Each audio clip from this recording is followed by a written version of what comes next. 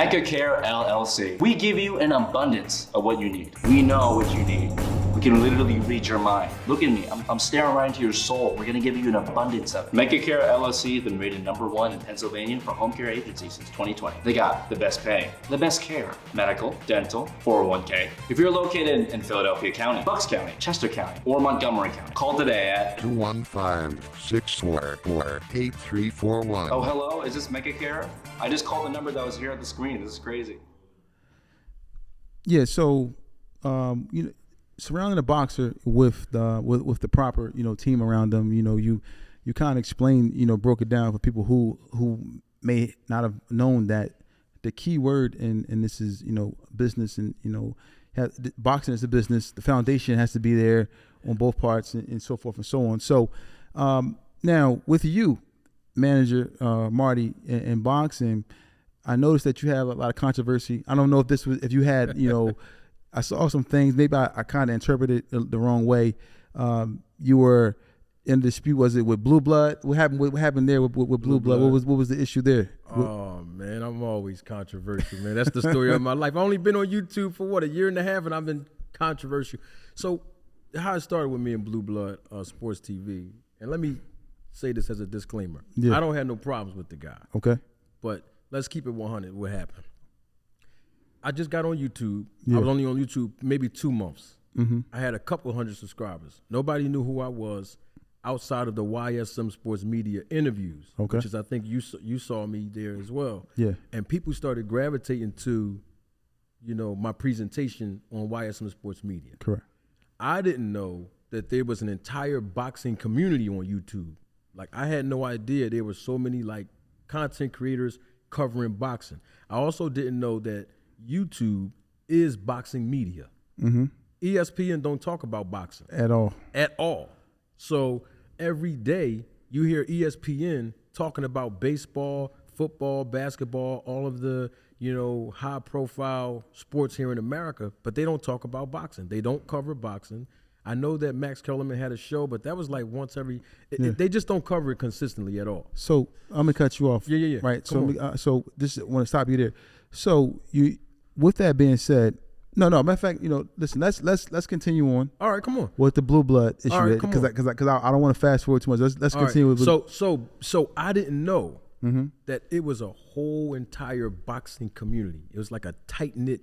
YouTube is like a tight knit, boxing community. That's the niche on YouTube. It's really big. It's really major. Mm-hmm. But I didn't know this though.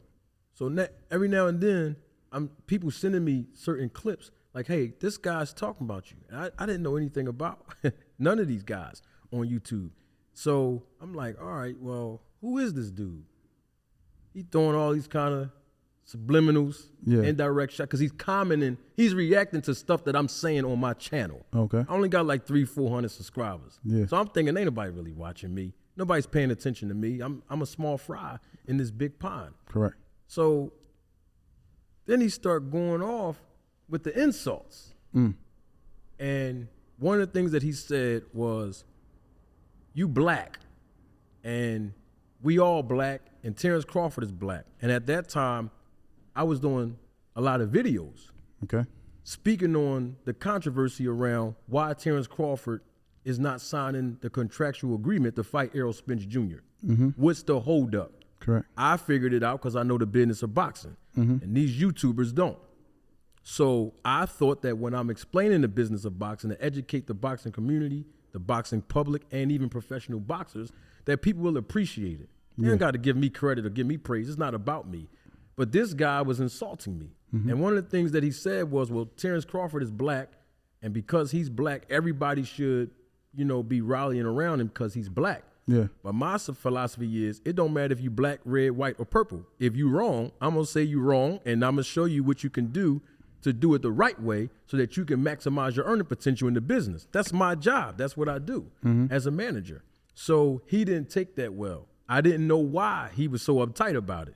But then I'm like, hold up. At first I wasn't going to respond to the guy because I figured, man, the guy got 180-something thousand subscribers or 200,000 subscribers. He real big time, on YouTube. Yeah. And I'm like, man, I'm going to let it go. Nobody's not going to hear me anyway. I only got 300-400 subscribers. Man, when he said, his exact quote was, if Terrence Crawford really made 10 million, you should lie to people and say he made 12 million because you're black. Wow. I had a little issue with that. Yeah. So I started doing research on his channel, like to see who he was, what he's about. I didn't know if he was in the business of boxing or not. Yeah. I didn't know if he was a former fighter or not. I just didn't know who he was. So I'm doing my due diligence, my research. I'm scrolling through some of his videos, and I see in his earlier videos a year prior, when I wasn't even on YouTube, he was giving Errol Spence a lot of praise. In fact, he even said that Errol Spence would beat Terrence Crawford and how, Terrence Crawford is not marketable. And he was just saying some controversial things that were true about Terrence Crawford. Yeah. So I'm saying, well, why he's switching up? So my whole mantra, roll the tape, that's where it started from. I start like picking apart some of his inconsistent videos and him being a hypocrite. Yeah. And next thing you know, my channel just shot up to the roof because, we like drama and beef. Exactly. And next thing you know, he didn't want any, like, he didn't want no controversy with me at first. Yeah. And then I go on a guy named Monty Brown TV channel, and I didn't even know how to do live videos like I do now. I didn't know how to do it. So I'm on their panel. I'm on Monty Brown's panel, and Blueblood Sports TV, he jumps on there. Wow. And he was like, oh, when he saw me, he was like, oh, this manager Marty guy. You're the guy doing videos on me. Yeah, that's me. So he was like, you know what? Basically he was challenging me. Yo, when you go live on your channel, drop the link. I'm gonna come up there. Like, wow. We from Philly. Somebody tell you when I see you, I'm gonna do this and that, I'm gonna pull up. So I took that like, oh, he gonna pull up on me? Yeah. All right, come on then. So I go live. I send him a message on Instagram. When I'm going live, I'm dropping the link. Pull up. Whatever it's going to be, we're going to talk, debate, whatever. Yeah. He never shows up. He stands me up. So I'm like, all right, we waiting for like 2-3 hours for the guy. So because he stood me up, I dropped another video on him again. Like to give him another chance, like, yo, let's bust a Yui. Bust a U-turn. Come on up. You said you was going to pull up. I didn't invite you. You tried to G-check me on somebody else's channel. That's how I took it. Yeah. And so he didn't pull up again. So then now, here he go with the insults. Calling me all kind of names and different. I thought we was talking about boxing. I didn't know we was going to take it personal. So, long story short, he finally admits I ain't coming up on his channel. So I'm like, all right, I'm gonna leave him alone. He said he publicly acknowledged he wasn't gonna come on the channel. We're gonna keep it moving. But then I thought it was over, and a month later, my homie, I'm laying in the bed, a good friend of mine, my homie sent me a clip. And he says, yo, you snitched on Blueblood? This is my homie. Wow. You snitched on Blueblood? So I click on the video, it's Blueblood. He like, yeah, he ain't want to say my name, but everybody knew he was talking about me. He said that I snitched on him. I called the YouTube police or something. I called YouTube on him for dissing me, basically flagging his content, like trying to stop him from making money. I would never do that. Even, like, to me, this is WWE. Like, this is wrestling on YouTube. Yeah. This ain't serious. So now people start being in my comment section, oh, you a rat, you snitched on Blueblood, you try to get him in trouble, you try to stop his money. I did take that just a little bit personal. I'm going to keep it 100. I took that personal. Yeah. But I was like, I know what I'm going to do. I'm going to do a video on him and tell everybody, listen, I didn't snitch on the guy. I don't know who, flagged this channel. So he said in the video, the reason why he knew it was me that flagged this channel is because YouTube sends you some kind of notification or email or something telling you this is the person who flagged your content. And that's when he was saying it was me. Now, I found out from a guy who's on YouTube. His name's Fanon, Boxing International. Yeah. He told me that that's not true because he's been on YouTube for like 6 or 7 years or something like that. As long as Blueblood, I believe. Yeah. And he told me that's not true. YouTube don't tell you who flagged your channel. Yeah. So now you're just putting out false information on me. You know what I mean? Yeah. So people start unsubscribing to Blueblood Sports TV, and they started to subscribe to me. Okay. And he started getting his feelings. My channel kept growing because my content is good. It's not even about me trying to start beef. I don't shy away from it, but that wasn't the reason why I got on YouTube. But when I shut him down, so many people was like, dang, this boy really just came out of nowhere. It was like David and Goliath. So months went past. I see Blue Blood in Vegas. Literally the day before I saw you. Oh, wow. The day before the weigh-in, I saw him. I'm walking past like 2 o'clock in the morning. I'm staying at the MGM Grand. I'm in the MGM Grand, walking through the casino to go to my room. I'm walking. I look to my left. I'm like, that? I said, ain't him. I look to my right. It's a guy in the stores, like a small little convenience store in the casino in the MGM. Yeah. I'm like, that look like Blue Blood. That's him? Yeah. That is him. I'm from North Philly. Sometimes, every now and then, if it's necessary, I'll go in. You know what I mean? Not violence, but you know. So I had that chip on my shoulder, like, that's him. I don't know if this is WWE, YouTube, or this real. I walked up to him, like, what's up? Like, is this YouTube? Is this? What's this? Like, you know what I mean? Yeah. You said I'm a rat and all that. Like, what is that? So he was like, I don't want to talk to you. I don't got nothing to say to you. And I told him, I said, I respect that. You don't got nothing to say to me, I respect it. But I got something to say to you, though. And I said the things I wanted to say. Everything I said on YouTube, I said it right to his face. You know what I mean? I didn't think that was right. He lied on me. I didn't think that was honorable. Yeah. You know what I mean? And if it was just fake, we could do the WWE, like Hulk Hogan and Macho Man. Then everybody can make money because fans will go on your show, then they come on my show. That's good business to me. Exactly. But I didn't know it was real. He had like 5 or 6 guys with him. You know what I mean? I was by myself, but it didn't make no difference. I was going to say what I wanted to say. Exactly. Let that man say what he wanted to say. We talked it out. The only problem I did have is one of the guys that was with him was, interjecting, like basically cutting in, like, yo, why you make videos of him and all that? And I'm like, oh, this ain't got nothing to do with you. We're grown men. He can talk for himself. He don't, you wasn't there stopping him when he lied on me, so you can't stay. It's just me and him talking as men. Yeah. Long story short, everything was cool. He extended his hand and shook his hand to me. I'm a gentleman in everything I do. I shook his hand back and it was over. Cool. And we shook hands like men. Right. Now, what happened a month or 2 after that, big dog? I don't know why he threw shots at me again after that, but it's all good, man. It's no problem. Everything's cool. Okay. Well, in sports, boxing, boxing, all sports, whatever it is, NFL, NBA, this controversy sells. Oh yeah. In sports. So that leads me to get to another topic in sports or an event that just happened in regards to Devin Haney and Ryan Garcia with the PEDs. How do you feel about that, and what do you think is do you think the suspension was warranted, or it should have been more intense? Well, I mean, here's the thing. It's so many layers to this situation. First and foremost, we got to put this out there, and we got to lay the foundation correctly. First of all, Ryan Garcia can't make weight. I know that. People in boxing know that. Ryan Garcia know that. And Devin and Bill Haney knew that too. How do we know they knew that? Because at the press conference, way before the weigh-in, there was a bet that was made. Correct. Devin Haney said, I'll bet you $500,000 per pound that you come over. So apparently they knew that eventually he has a history of struggling with weight. Ryan Garcia, according to everybody that has come out publicly, including Scooter, I guess he's a strength and conditioning coach that's been around for decades.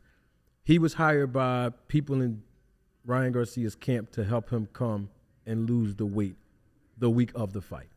What regimens were used, I don't know. Scooter and Ryan Garcia seem like they're on the same page with some of the regimens that they use to help him lose the weight in enough time so that he can weigh in at 140 pounds, right? Now, we're there.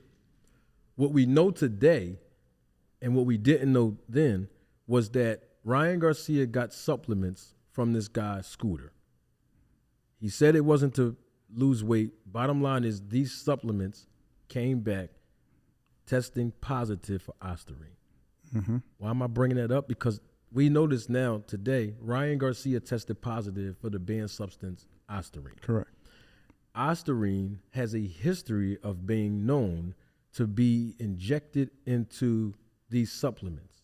Not the ones that Scooter gave Ryan Garcia only, but supplements in general. Yeah. Not just Ostarine, but a lot of different banned substances are injected, purposely, intentionally injected by manufacturers. I won't call them by name because I don't know. Correct. But I know that there's a trend for it because over the years, USADA has tested professional athletes, including boxers, and it came out that the supplements that they use had Ostarine in them. Mm-hmm. Apparently, the 2 supplements that Ryan Garcia received from Scooter to get tested, they tested positive for Ostarine. Mm-hmm. These are things that we know as of today. Based on information that we all know, and through my research, it seems like Ryan Garcia was not intentionally cheating. Mm-hmm. So what he was suspended for from the New York State Athletic Commission wasn't even for him testing positive. It was because he failed to inform them that he was taking supplements in the first place.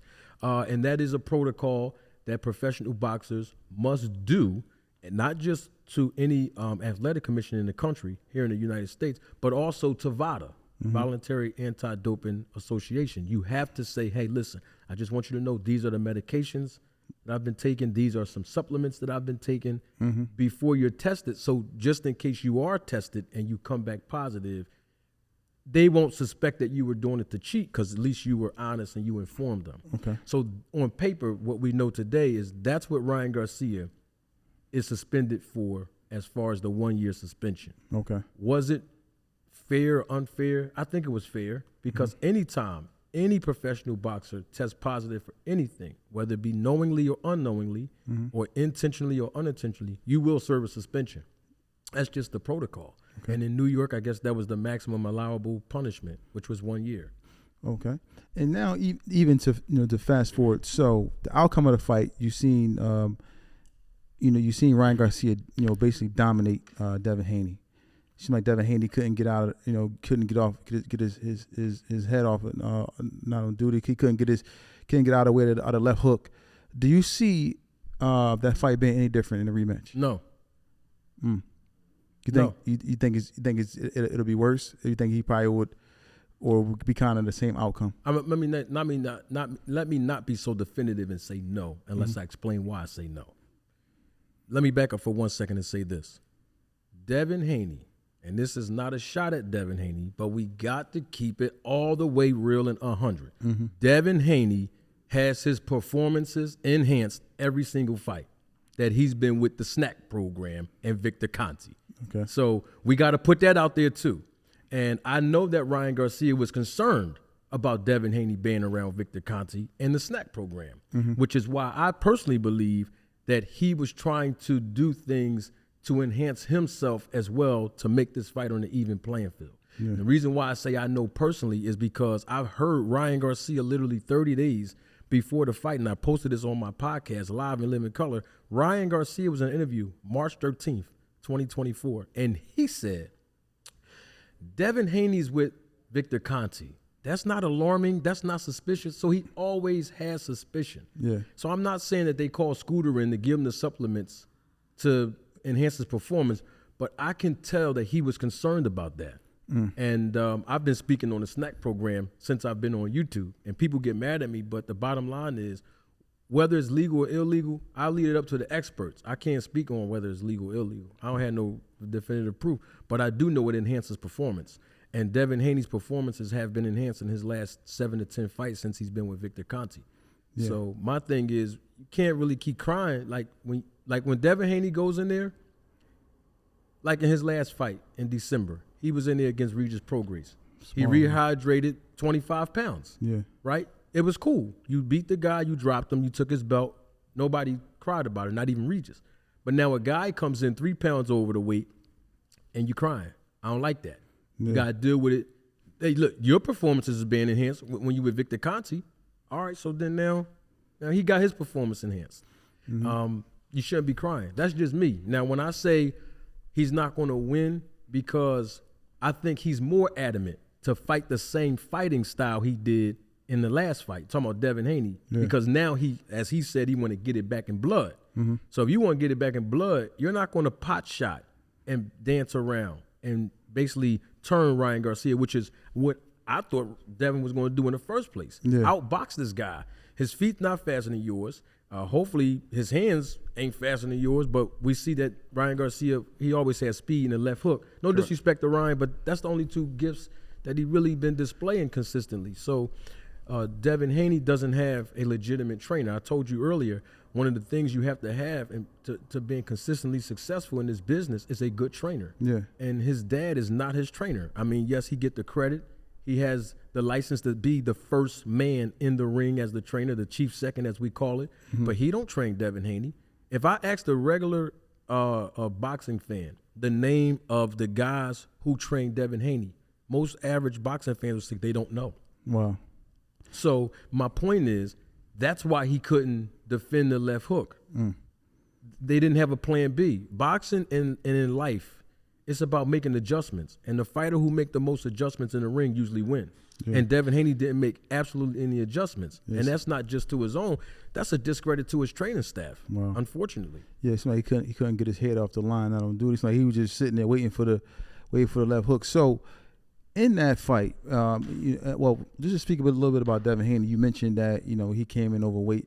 And they call him the weight bully because and you look at the fighters that he's fought. A lot of them guys are small. Most of them. Now, small. Cambosis small was a small guy. Lomachenko small. Regis Prograis small. He fought who else that he beat? He beat Linares. He couldn't caught the left hook. Linares, small and older. All these guys were in their 30s that he fought. No disrespect to those guys. They're world champions. But we got to keep it 100. Ryan Garcia was the first fighter that Devin Haney actually fought that was his size, his age, his reach, and almost his height. Yeah.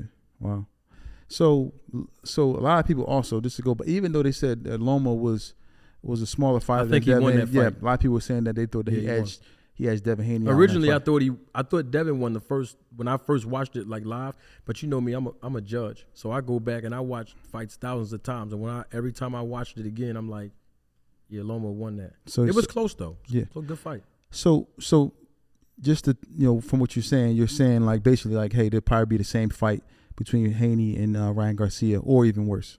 It could be possibly worse because we don't know if Devin Haney got beat down in this fight. And I'm always public by saying this. There's two types of beatings that fighters take. They get beat down or they get beat up. And outside the ring will show whether or not they got beat down. So physically, yes, they get beat up. But psychologically and emotionally, a lot of fighters get beat down. So we'll have to see when Devin Haney get back in the ring, or if he gets back in the ring, how he adjusts. And we'll find out. And if he got beat down, the second fight will be worse. If he got beat down, because he didn't overcome and recover, and that's unfortunate. But he can still beat Ryan. He just gotta box him and not stand toe to toe with the guy. Okay. It's good. It's your boy OT. I'm over here shopping with my dogs. Holloman, one of the hottest brands coming up out the city of Philly. Everywhere it's comfortable. You know what I'm saying? I'm rocking this color to represent. Upcoming project, Pale Horse. You know what I'm saying? So watch out for that too. See what it is, your boy OT the Real, rocking one of the hottest up and coming brands there is, Holloman, Pale Horse coming soon. Let's go.